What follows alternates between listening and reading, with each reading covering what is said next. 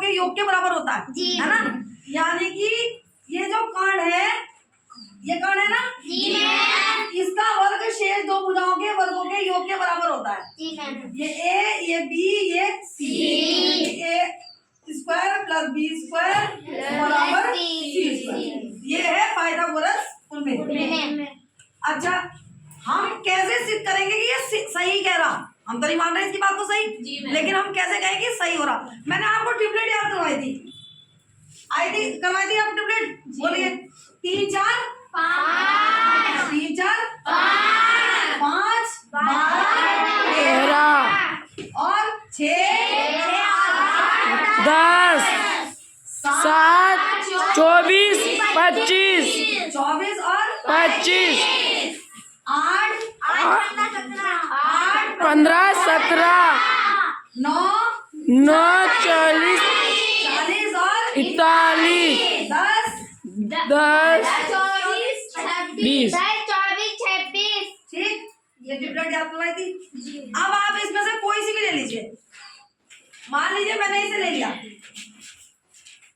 ये ट्रिपलेट क्यों है? क्योंकि ये पाइथागोरस प्रमेय में है। जी मैम। एक बड़ी भुजा तो शेष दो भुजाओं के वर्गों के योग के बराबर होगा। तो मान लीजिए बड़ी भुजा कौन सी हो गई? योग 5 का वर्ग बराबर ए का कितना हो गया? 3 का वर्ग प्लस 4 का वर्ग।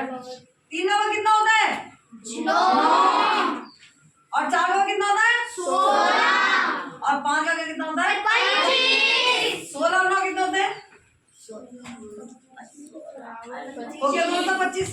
लेकिन ये कैसे? देखो अब चित्र के अनुसार भी देखो, यहाँ कितना है? 3 का वर्ग, यानी कि 3 का वर्ग यानी कि कितने बिंदु होना चाहिए? 1 2 3 4 5 6 7 8 9। कितना हो गया ये? 9। ये कितने हैं? 16।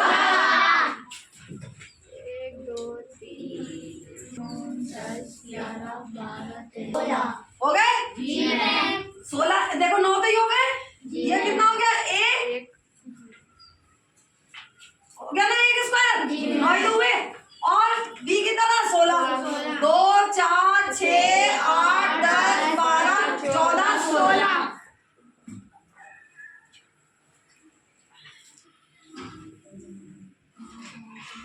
ये बी स्क्वायर हो गया।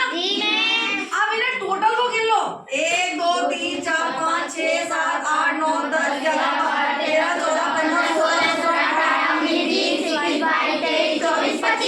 तो ये टोटल कितना हो गया? 25। तो ये किसके बराबर हो गया? सी। हो गया ना? सिद्ध हो गया भाई। 9 का वर्ग ए स्क्वायर, ये बी स्क्वायर और टोटल कितने बराबर हो गया? सी स्क्वायर। तो बात तुमने सही कही भाई, कही ना कही? तो पाइथागोरस प्रमेय सही सिद्ध हो गई नहीं हो गई?